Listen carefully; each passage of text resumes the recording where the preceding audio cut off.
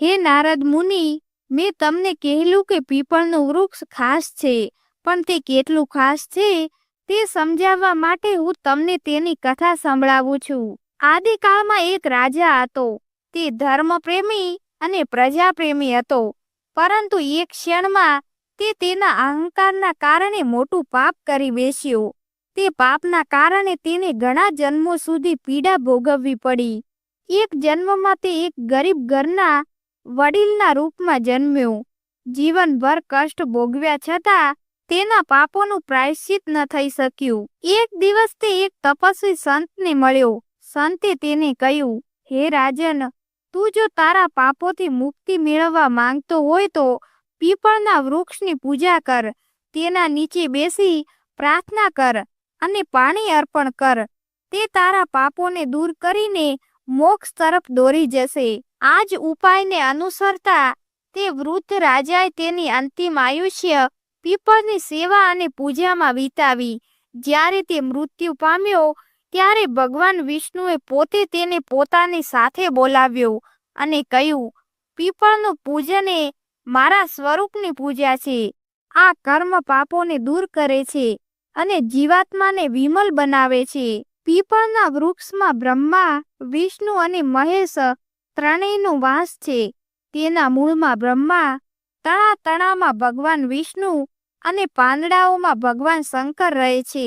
પીપળની પૂજા કરવાથી માત્ર અલૌકિક ફળ જ નહીં, પરંતુ આધ્યાત્મિક જ્ઞાન અને આત્મ શાંતિ મળે છે. નારદ મુનિ, આ કથાનું શ્રવણ, વર્ણન અને પૂજન જે કરે છે તે જન્મ જન્માંતરના પાપોથી મુક્તિ થાય છે અને અનંત પુણ્ય મેળવે છે. તમે આ જ્ઞાનને પૃથ્વી લોકમાં ફેલાવજો, જેથી વધુ લોકોને તેનો લાભ મળી શકે. ત્યાર પછી ભગવાન વિષ્ણુએ કહ્યું, હે નારદ મુનિ, હવે હું તમને એ કથા સંભળાવું છું જે પીપળના વૃક્ષના મહત્વને સમજાવશે. પૂર્વકાળમાં એક ગરીબ માણસ હતો, જેનું નામ હરિદાસ હતું. હરિદાસનું જીવન ગરીબીમાં પસાર થતું હતું. ઘરમાં દરિદ્રતા અને દુઃખ ભરેલું હતું.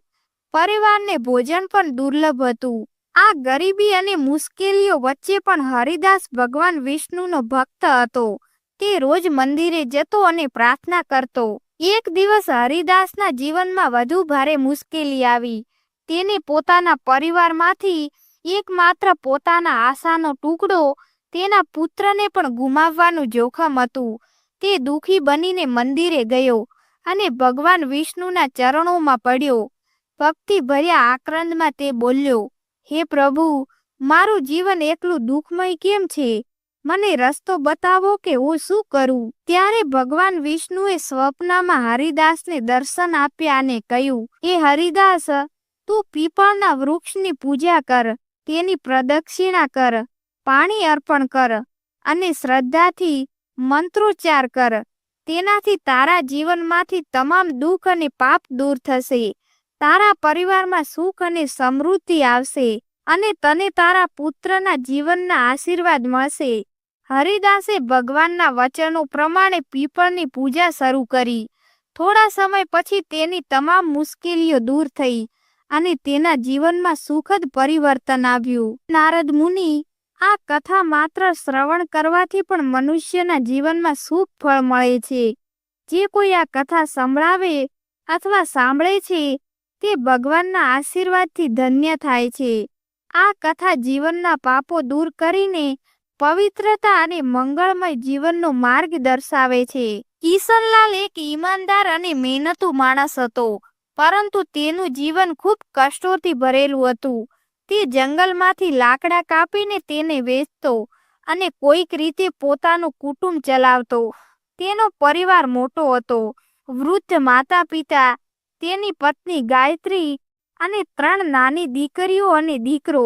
કિશનલાલ દિવસ રાત મહેનત કરતો હતો, છતાં પણ તે પોતાના પરિવાર માટે પૂરતું ભોજન જોડી શકતો નહોતો. તેના ઘરમાં કોઈ ધાર્મિક કાર્ય નહોતું થતું અને ન તો કોઈ દેવતાઓની પૂજા અર્ચના કરવામાં આવતી. કિશનલાલને શાસ્ત્રો અને ધાર્મિક મહત્વનું કોઈ જ્ઞાન નહોતું. એક દિવસ કિશનલાલ હાથમાં કુલ્હાડી લઈને જંગલમાં લાકડા લેવા માટે નીકળ્યો. સવારે જ જંગલમાં જતો રહ્યો હતો અને આખો દિવસ જંગલના ખૂણે ખૂણે ફરી વળ્યો હતો, પરંતુ લાકડાની તો વાત દૂર રહી, એને એક પણ સૂકું ઝાડ મળ્યું નહીં. અબાતો તડકો હોવાથી તે થાકી ગયો હતો અને સૂર્ય મધ્ય આકાશે ચમકી રહ્યો હતો.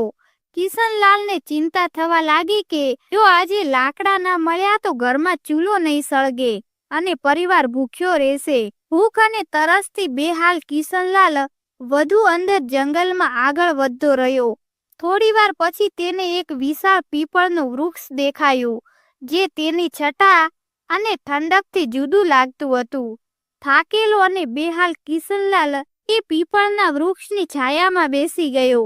તેની આંખોમાં આંસુ આવી ગયા અને તેને દુઃખ ભર્યા સ્વરમાં કહ્યું, હે પ્રભુ, મારું જીવન આમ દુઃખથી ભરેલું કેમ છે? શું આ ગરીબી અને મુશ્કેલીઓ કદી દૂર થશે નહીં? એવું લાગ્યું કે તે પીપળના વૃક્ષમાંથી કંઈક અલૌકિક શક્તિ નીકળી રહી છે, જે તેને પોતાની તરફ ખેંચી રહી છે. જ્યારે કિશનલાલ તેનો અર્થ સમજી શક્યો ત્યારે કંઈક અદ્ભુત બન્યું. જંગલનો આ ભાગ ખૂબ જ ભયાનક હતો. ઊંચા ઊંચા વૃક્ષો, ઘના વેલ અને ઝાડીઓએ સૂર્યની કિરણોને જમીન પર આવવાથી અટકાવેલી હતી. જગ્યા જગ્યા પર સાપ, વીછુ અને અન્ય હિંસક પ્રાણીઓનો ખતરો પણ જોવા મળતો હતો. પરંતુ કિશનલાલની વિમુક્તિ તેની ત્યાં સુધી ખેંચી લાવી હતી. ઘણો સમય આમ તેમ ભટકવા પછી અચાનક તેની નજર એક વિશાળ વૃક્ષ પર પડી. તે વૃક્ષ પોતાની ચારેય બાજુ એક અજીબ આભા ફેલાવી રહ્યું હતું.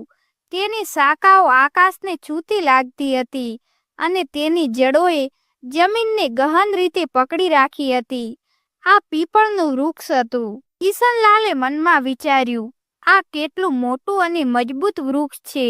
જો હું તેની ડાળીઓ કાપી લઉં તો આજે કામ બની જશે. પછી તેને કુલ્હાડીને મજબૂતીથી પકડી અને વૃક્ષની નજીક પહોંચ્યો. વૃક્ષના નીચે ઊભા રહી તેને થોડીવાર માટે આસપાસ જોતા કુલ્હાડી ઉપર ઊંચી કરી અને જેવી રીતે તે વૃક્ષ પર આઘાત કરવાનો હતો એ સમયે એક ભયંકર અવાજ ગુંજી ઉઠ્યો. તે અવાજ સ્ત્રીના જેવો લાગતો હતો અને તે કહી રહી હતી કે, હે મનુષ્ય, ઠેરો, તું શું અનર્થ કરવા જઈ રહ્યો છે? કિશનલાલ ચોંકી ગયો ને દયાળુ રીતે આસપાસ જોવા લાગ્યો, પરંતુ ત્યાં કોઈ જોવામાં આવ્યું નહીં. ત્રીજું, વૃક્ષના તણેથી એક ભયંકર કાળા રંગનો સાપ પ્રગટ થયો. આ સાપની આંખોમાં એવી તેજસ્વી ચમક હતી કે આગની જ્વાળાઓ ઉત્પન્ન કરી રહી હતી. કિશનલાલ ભયથી પાછો હટ્યો અને સાપ ધીમે ધીમે તેના સામે આવીને એક નમ્ર સ્ત્રીરૂપ ધારણ કરી ગયો. તે કોઈ સામાન્ય સ્ત્રી ન હતી, પરંતુ એક નાગકન્યા હતી. તેના ચહેરે તેજસ્વી ચમક હતી અને તેની આંખોમાં ઘણું બધું રહસ્ય છલકાતું હતું. આ કન્યા ગંભીર અવાજમાં બોલી, હે મનુષ્ય, તું આ પવિત્ર પીપળના વૃક્ષને કાપવા જઈ રહ્યો હતો?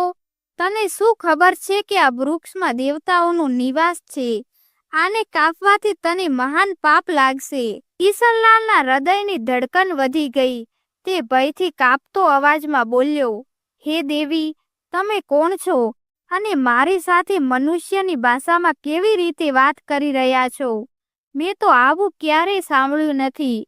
કૃપા કરીને મને કહો, તમે કોણ છો અને આ વૃક્ષ એટલું વિશેષ કેમ છે? નાગકન્યા હસી અને બોલી, હે મનુષ્ય, હું આ પીપળના વૃક્ષની રક્ષા કરનારી છું. મારું નામ નાગિની સુરસા છે. આ વૃક્ષ મારા માટે ખૂબ જ પ્રિય છે, કારણ કે આ વૃક્ષમાં મારો વાસ છે.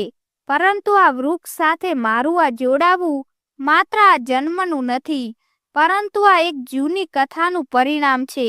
સાંભળો, હું તમને મારા પૂર્વ જન્મની કથા સંભળાવું છું. આ કહેતા નાગકન્યા સુરસાનો ચહેરો ગંભીર થઈ ગયો અને તેની આંખોમાં ભૂતકાળનું એક ઊંડું રહસ્ય ચમકવા લાગ્યું. કિશનલાલ આશ્ચર્ય અને જિજ્ઞાસાથી તેની તરફ જોઈ રહ્યો હતો, કેમ કે આ બધું તેના માટે અદ્ભુત અને વિકટ હતું. આ કન્યાએ ઊંડો શ્વાસ લીધો અને કિશનલાલની તરફ જોઈને કહ્યું, હે મનુષ્ય, ગયા જન્મમાં મારું નામ સુમતી હતું. હું એક પ્રતિષ્ઠિત વિશ્વ પરિવારમાં જન્મી હતી. મારા પિતા એક ધનવાન વેપારી હતા અને મારા લગ્નની વ્યવસ્થા તેમને મોટી ધૂમધામથી કરી હતી. મારું લગ્ન એક પૂર્ણાત્મા અને જ્ઞાની વિશ્વય પુત્ર સાથે થયું, જેનું નામ ધર્મપાલ હતું. મારા પતિ અત્યંત ધાર્મિક સ્વભાવના હતા અને અનાજનો વેપાર કરતા હતા.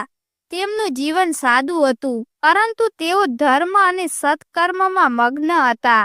પરંતુ હું તેમના ગુણોથી સંપૂર્ણપણે વિપરીત હતી. મારો સ્વભાવ અત્યંત સ્વાર્થી અને અહંકારી હતો. હું મારા પતિનો આદર ન કરતી હતી અને ન જ કોઈ પ્રકારના ધાર્મિક કાર્યોમાં રસ ધરાવતી હતી. મને દેવી દેવતાઓની પૂજા વ્યર્થ લાગતી હતી. મારું મન હંમેશા સાંસારિક સુખો અને ધન સંપત્તિમાં લાગ્યું રહેતું.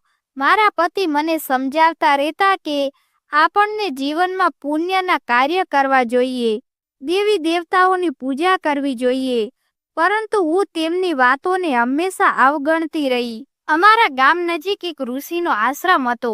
તે આશ્રમ શાંત, પવિત્ર અને પ્રકૃતિની છાયામાં વસેલો હતો. ત્યાંના વાતાવરણમાં એક અલૌકિક શાંતિ છવાયેલી હતી. ઋષિએ તેમના આશ્રમના આંગણામાં એક નાનકડા પીપળનું વૃક્ષ વાવ્યું હતું. ગામના લોકો ત્યાં નિયમિત રીતે પૂજા કરવા આવતા. તેઓ પીપળના વૃક્ષના ચારેય દિશાઓમાં દીપક પ્રગટાવતા, જળ અર્પણ કરતા અને તેની પરિક્રમા કરતા. તેમનો વિશ્વાસ હતો કે આ વૃક્ષમાં ભગવાન વિષ્ણુનો વાસ છે. તે વૃક્ષની પૂજા કરવાથી તેમના પિતૃ પ્રસન્ન થાય છે. લોકોની શ્રદ્ધા અને ભક્તિથી એ વૃક્ષ ખૂબ જ ઓછા સમયમાં વિશાળ બની ગયું. એક દિવસની વાત છે, હું તે આશ્રમ પાસેથી પસાર થઈ રહી હતી. ત્યાં મેં જોયું કે એક બ્રાહ્મણ ખૂબ શ્રદ્ધાથી તે પીપળના વૃક્ષની પૂજા કરી રહ્યો હતો. તે વૃક્ષની નીચે જળ અર્પણ કરીને મંત્રોચ્ચાર કરી રહ્યો હતો. આ દ્રશ્ય જોઈને હું હસી પડેલી અને કટુ અવાજમાં કહ્યું, અરે બ્રાહ્મણ, તમે મૂર્ખોની જેમ આ વૃક્ષની પૂજા કેમ કરી રહ્યા છો? આ તો ફક્ત એક ઝાડ છે, ન ફળ આપે છે ન ફૂલ આપે છે. શું આ ઝાડ કંઈ પણ કામનું છે? આ તમે વ્યર્થનો ઢોંગ કરો છો. આ વૃક્ષનું પૂજન કરવાથી તમને કોઈ લાભ નહીં થાય. મારા શબ્દો સાંભળીને તે બ્રાહ્મણ ખૂબ શાંતિથી મારી તરફ જોઈ રહ્યો હતો. પછી તે ગંભીર અવાજમાં બોલ્યો, હે દેવી, તમારું અજ્ઞાન જ તમારા વર્તનનું કારણ છે. શું તમને ખબર નથી કે આ પીપળનું વૃક્ષ માત્ર એક સામાન્ય વૃક્ષ નથી? આ વૃક્ષમાં સ્વયં ભગવાન વિષ્ણુનો વાસ હોય છે. આ વૃક્ષ જીવંત છે અને અત્યંત પવિત્ર છે. આની પૂજા કરવાથી ભગવાન વિષ્ણુ પ્રસન્ન થાય છે અને તેની નીચે જળ અર્પણ કરવાથી બધા પિતૃઓના આશીર્વાદ મળે છે. અનેક જન્મોના પાપ આ વૃક્ષની પૂજા કરવાથી નષ્ટ થઈ જાય છે. આ વૃક્ષ માનવ જીવન માટે એક લાભરૂપ છે. તે બ્રાહ્મણની વાતોએ મારા અહંકારને વધારે બઢાવો આપ્યો. મેં તેના અને આ વૃક્ષનું ઉપહાસ કર્યો. હું ક્રોધિત થઈને એ વૃક્ષના નજીક પહોંચી મસ્કરી કરતા મેં કહ્યું, દેખું તો આ તમારું વૃક્ષ કેટલું મહાન છે. એમ કહીને મેં એ વૃક્ષને લાત મારી. જેમ જ મારી લાત એ વૃક્ષને લાગી, તે સમયે એક અજીબ ઘટના ઘટી. મારા પગ અને મારા આખા શરીરમાં લાય બળવા લાગી. મેં જોયું કે મારું શરીર બદલાઈ રહ્યું હતું. ધીમે ધીમે મારી ત્વચા કાળી પડતી ગઈ અને થોડા જ વખતમાં હું એક ભયંકર સાપના રૂપમાં ફેરવાઈ ગઈ. હું એક નાગણીના સ્વરૂપમાં ફેરવાઈ ગઈ હતી. આ જોઈને હું બૂમાબૂમ કરવા લાગી. મારી બૂમો સાંભળી તે આશ્રમના ઋષિ ત્યાં આવી ગયા. હું તેમના પગમાં પડી ગઈ. ઋષિ બોલ્યા, હે સ્ત્રી, તે ઘોર પાપ કર્યું છે. પીપળના વૃક્ષને અપવિત્ર કરવું અને તેનું અપમાન કરવું ભગવાન વિષ્ણુનું અપમાન કરવા સમાન છે. તને તારા કર્મોનો દંડ મળ્યો છે. આ પછી મેં કાંપતે હૈયે હાથ જોડી મુનિને પ્રાર્થના કરી, હે ઋષિવર, કૃપા કરીને મને ક્ષમા કરો અને આ શ્રાપથી મુક્તિ માટે કંઈક ઉપાય બતાવો. હું મારા પાપો માટે પશ્ચાતાપ કરવા માંગુ છું. ઋષિએ ગંભીર સ્વરમાં કહ્યું, હે પાપિણી, તને આ શ્રાપથી મુક્તિ થવા માટે 100 વર્ષ સુધી આ પીપળના વૃક્ષ પર વસવું પડશે અને તેની રક્ષા કરવી પડશે. જ્યારે 100 વર્ષ પૂરા થશે ત્યારે તારા પતિ અહીં આવશે અને આ વૃક્ષને પાણી અર્પણ કરશે, ત્યાર પછી તને આ શ્રાપથી મુક્તિ મળશે. આ કહીને ઋષિ ત્યાંથી ચાલ્યા ગયા. ત્યારથી હું આ વૃક્ષ પર વસું છું. આ વૃક્ષ દિવસોથી વધતું રહ્યું છે અને હું દિવસ રાત તેની રક્ષા કરતી રહી, જેથી કોઈ આ વૃક્ષને નુકસાન ન પહોંચાડે. આજે મારા 100 વર્ષ પૂર્ણ થઈ ગયા છે અને હું રાહ જોઈ રહી છું કે મારો પતિ ધર્મપાલ અહીં આવી આ વૃક્ષને પાણી અર્પણ કરે. ત્યાર પછી હું આ સાપની યોનિથી મુક્ત થઈ શકીશ. આટલું કહેતા નાગકન્યાની આંખોમાં આંસુ આવી ગયા અને તેની અવાજમાં દુઃખ અને પશ્ચાતાપ સ્પષ્ટ રીતે ઝલકતા હતા. કિશનલાલ આ બધું સાંભળીને આવાક રહી ગયો. કિશનલાલ સમજી શકતો નહોતો કે જે કંઈ તેને સાંભળ્યું તે સપનું હતું કે સત્ય. તેના હૃદયમાં ભય અને શ્રદ્ધા બંનેનો સંચાર થઈ રહ્યો હતો. નાગકન્યાની કરુણ વાર્તા સાંભળી કિશનલાલ મૂઢ થઈ ગયો. તેની આંખોમાં આશ્ચર્ય અને વિશ્વાસની અણવિશ્વાસ જેવી લાગણીઓ ઉદ્ભવતી હતી. તે આ બાબતને સમજતો નહોતો કે તે આ ઘટના સાથે કેવી રીતે જોડાયેલો હતો. ત્યાં અચાનક એક દિવ્ય તેજથી આશ્રમના ઋષિ પ્રગટ થયા. તેમનો સ્વર ગંભીર અને આશીર્વાદથી પરિપૂર્ણ હતો. મુનિએ કિશનલાલ તરફ જોતા કહ્યું, હે કિશનલાલ, આ બધું તારા પૂર્વ જન્મના કર્મોનું પરિણામ છે. શું તું જાણવા ઈચ્છે છે કે તું આ નાગકન્યાના જીવનમાં કયા સ્થાન પર છે? કિશનલાલ ચમકતી નજરે ઋષિ તરફ જોઈને અને કાંપતા અવાજમાં કહ્યું, હે ઋષિવર, કૃપા કરીને મારા પર કૃપા કરો અને મારા જન્મોના રહસ્યનું જ્ઞાન આપો. આ બધું શું થઈ રહ્યું છે? હું આ નાગકન્યાની સાથે કેવી રીતે જોડાયેલો છું? ઋષિએ તેમની આંખો બંધ કરી અને તેમના મોઢા ઉપર ગંભીર આભા પ્રગટ થઈ. પછી તેમને કહેવાનું શરૂ કર્યું, હે કિશનલાલ, સાંભળ તારા પૂર્વ જન્મની કહાની. આ નાગકન્યા, જેનું નામ સુમતિ છે, તેનો પતિ તું જ હતો. તે જન્મમાં તું ધર્મપાલ નામનો એક પુણ્યાત્મા વેપારી હતો. તું સુમતિ સાથે વિવાહિત થયો હતો અને તેનું જીવન સંવારવાનો દરેક પ્રયાસ કર્યો હતો. તું એક ધર્મનિષ્ઠ અને સત્યવાદી વ્યક્તિ હતો. તે સુમતિને સદમાર્ગ પર લાવવાના અનેક પ્રયત્ન કર્યા હતા. કિશનલાલ આશ્ચર્ય અને અવિશ્વાસ સાથે કહે છે, શું હું આ નાગકન્યાનો પતિ હતો? ઋષિએ સ્મિત સાથે જવાબ આપ્યો, કિશનલાલ, સુમતિએ તેના અહંકાર અને અજ્ઞાનના કારણે પીપળના વૃક્ષનું અપમાન કર્યું હતું, જેના પરિણામે તેને સર્પ યોનિનો શ્રાપ મળ્યો હતો. પરંતુ ભગવાન વિષ્ણુએ તારા પુણ્ય કર્મોના કારણે આ નિયમ બનાવ્યો છે કે માત્ર તારે જ પવિત્ર પીપળના વૃક્ષને જળ અર્પણ કરવાથી જ સુમતિની આ શ્રાપમાંથી મુક્તિ મળશે. તને અહીં આજે તારી નિયતિ ખેંચી લાવી છે. તારું આજે અહીં આવવું સંયોગ નથી, પરંતુ આ વિધિના વિધાન છે. સુમતિ, જે હમણાં સુધી મૌન ઊભી હતી, તે ઋષિની વાતો સાંભળી કિશનલાલના ચરણોમાં પડી ગઈ. તેની આંખોમાંથી આંસુઓની ધારા વહેતી રહી. તે કાંપતા અવાજમાં બોલી, હે સ્વામી, હું મારા પૂર્વ જન્મના પાપો માટે તમારાથી ક્ષમા માંગુ છું. મારા અહંકાર અને અજ્ઞાનના કારણે મેં તમને ઘણું દુઃખ પહોંચાડ્યું છે અને આ પીપળના પવિત્ર વૃક્ષનું અપમાન કર્યું છે. પરંતુ આજે હું તમને ફરીથી પ્રાર્થના કરું છું, કૃપા કરીને આ પવિત્ર વૃક્ષને જળ અર્પણ કરી મને આ શ્રાપમાંથી મુક્તિ અપાવો. કિશનલાલની આંખોમાં કરુણા ભરાઈ આવી. તેને નાગકન્યા પ્રત્યે કોઈ ગુસ્સો કે ઘૃણા ન દર્શાવી, પરંતુ તેના હૃદયમાં શ્રદ્ધા અને સહાનુભૂતિના ભાવ ઉઠ્યા.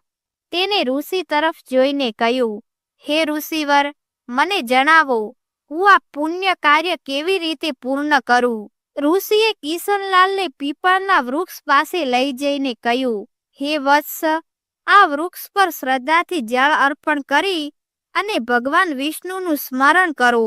આથી તારા પૂર્વ જન્મના બંધન વિમુક્ત થઈ જશે અને સુમતિને પણ મુક્તિ મળશે. કિશનલાલ નજીકમાં રાખેલા કળશમાંથી જળ ભરીને પીપળ વૃક્ષના સામે ઊભો રહીને ભગવાન વિષ્ણુનું સ્મરણ કરતા જળ અર્પણ કરવાનો આરંભ કર્યો. જેમને જલની ધારા પીપળ વૃક્ષની જડમાં મૂકી ત્યારે એક અદ્ભુત ઘટના બની. પીપળ વૃક્ષની નીચે એક દિવ્ય પ્રકાશ ફેલાઈ ગયો અને નાગકન્યાનું સર્પરૂપ ધીમે ધીમે નાશ થવા લાગ્યું. તેના ઠેકાણે એક સુંદર અને તેજસ્વી સ્ત્રી પ્રગટ થઈ. તેનો ચહેરો પ્રકાશમય હતો, જાણે તે સ્વયં દેવી હોય. સુમતીએ હાથ જોડીને કિશનલાલ અને ઋષિને પ્રણામ કર્યા અને કહ્યું, હે સ્વામી, તમારી કૃપાથી અને ભગવાન વિષ્ણુની દયાથી આજે મને આ અભિશાપથી મુક્તિ મળી છે. તમે માત્ર મારા પાપનું પ્રાયશ્ચિત નથી કરાવ્યું, પરંતુ મને મોક્ષના માર્ગ પર લઈ આવ્યા છો. ઋષિએ આશીર્વાદ આપતા કહ્યું, હે સુમતી, હવે તું સ્વર્ગલોકની તરફ પ્રસ્થાન કર. તારા આ શ્રાપનો અંત થઈ ગયો છે. સુમતીએ એકવાર ફરી પીપળના વૃક્ષની પરિક્રમા કરી અને ત્યાંથી દિવ્ય પ્રકાશ સાથે સ્વર્ગલોકની તરફ પ્રસ્થાન કર્યું. આ ઘટના પછી કિશનલાલના જીવનમાં મોટું પરિવર્તન આવ્યું. તેને પીપળના વૃક્ષની મહિમા સમજી અને દરરોજ તેનું પૂજન કરવાનું શરૂ કર્યું. તેને પોતાના પરિવારને પણ ધર્મના માર્ગ પર ચાલવા માટે પ્રેરણા આપી. તેને જ્ઞાન થયું હતું કે પવિત્ર પીપળ વૃક્ષનું સન્માન અને દેવતાઓનું સ્મરણ જીવનને સફળ બનાવે છે. ભગવાન વિષ્ણુએ પીપળના વૃક્ષની મહિમા વિશે આ કથા પૂરી કરી. તેમના મુખ પર કરુણા અને દિવ્યતા આભારી હતી. દેવર્ષિ નારદ ખૂબ ભાવનામાં ડૂબી ગયા હતા. તેમને ભગવાન વિષ્ણુની સ્તુતિ કરતા કહ્યું, હે પ્રભુ, તમે પીપળના વૃક્ષની મહિમા અને આ કથા સંભળાવીને મારી જિજ્ઞાસાને શાંતિ આપી. હું ધન્ય થઈ ગયો. આ કથાથી સ્પષ્ટ છે કે મનુષ્ય પોતાને અજ્ઞાન અને અહંકારના કારણે પાપના માર્ગ પર ચાલે છે, પરંતુ તમારી કૃપાથી જ તેનો ઉદ્ધાર શક્ય છે. આ વૃક્ષ માત્ર પવિત્ર છે, પરંતુ આપનું દિવ્ય સ્વરૂપ પણ છે. ભગવાન વિષ્ણુએ હસતા કહ્યું, હે નારદ મુનિ, આ સત્ય છે. પીપળનું વૃક્ષ સૃષ્ટિનું જીવન છે. તેની જડમાં હું સ્વયં નિવાસ કરું છું. તણામાં ભગવાન શિવનો વાસ છે અને શાખાઓમાં બ્રહ્માનો.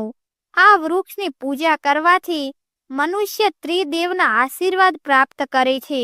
જે પણ આ કથા શ્રદ્ધાથી સાંભળશે, સિંચશે અથવા પીપળના વૃક્ષની પૂજા કરશે, તેને મારા પરમધામની પ્રાપ્તિ થશે. તેના તમામ પાપો નાશ પામશે અને તેને જીવનમાં સુખ, શાંતિ અને પરલોકમાં મોક્ષનો આશીર્વાદ મળશે. તો મિત્રો, પીપળના વૃક્ષને પાણી અર્પણ કરવાથી શું પુણ્ય પ્રાપ્ત થાય છે તે એક નાગિનીના ઉદ્ધારની આ મહાન કથા દ્વારા જાણી લો. સમુદ્રની ઊંડાઈઓમાં સ્થિર ક્ષીરસાગરનું દ્રશ્ય અતિ દિવ્ય અને મનોહર હતું. ક્ષીરસાગરમાં તરંગો વચ્ચે શેષનાગની શૈયા પર ભગવાન વિષ્ણુ શાંતિપૂર્વક વિરાજમાન હતા. તેમનું નીલવર્ણી શરીર દિવ્ય તેજ છોડી રહ્યું હતું. તેમની પાસે માતા લક્ષ્મી તેમના ચરણ દબાવી રહી હતી. ચારે તરફ દિવ્ય પ્રકાશ હતો અને વાતાવરણમાં શાંત સંગીતની ધ્વનિ ગુંજાઈ રહી હતી.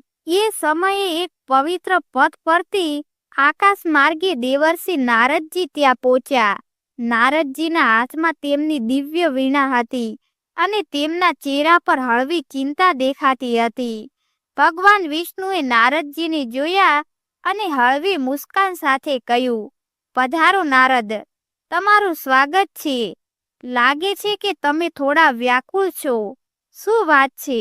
શું તમારા ભ્રમણમાં કોઈ અનહોની ઘટી છે? નારદ મુનિએ ભગવાન વિષ્ણુને પ્રણામ કર્યા અને કહ્યું, હે પ્રભુ, હું હજી જ પૃથ્વી લોકમાંથી પાછો આવ્યો છું. પૃથ્વીનું ભ્રમણ કરતા મેં એક ખૂબ જ વિચિત્ર દ્રશ્ય જોયું. ત્યાં કેટલાક લોકો પીપળના વૃક્ષને કાપતા દેખાયા, જાણે તેમને તેના મહત્વની કોઈ જાણકારી જ નહોતી. બીજી તરફ કેટલાક તપસ્વી, મુનિ અને સાધુએ વૃક્ષની પૂજા કરતા હતા.